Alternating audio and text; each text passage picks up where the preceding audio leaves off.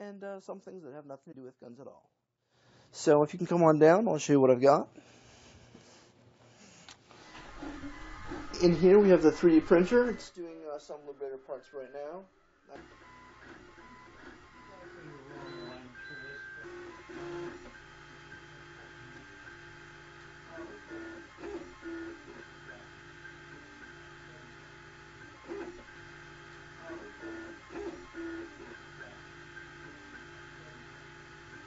It is a very basic firearm, so it's very simple and fairly unreliable at this point.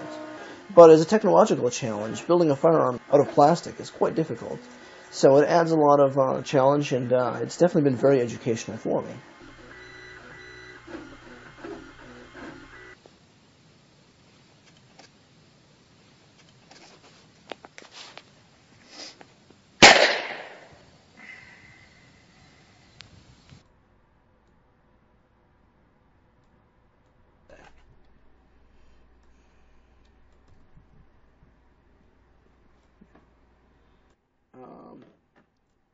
This is the handle that goes on top of an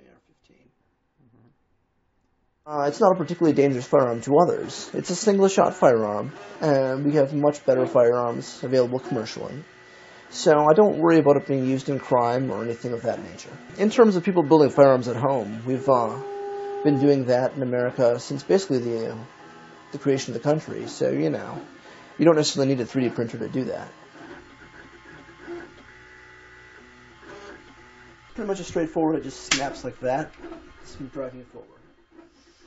Like this.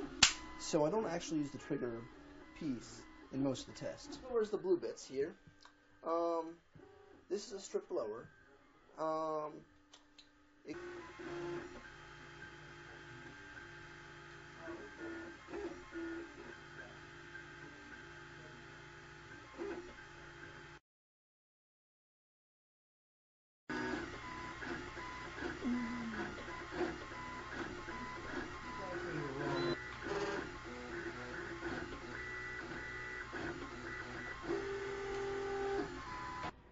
This would be the barrel.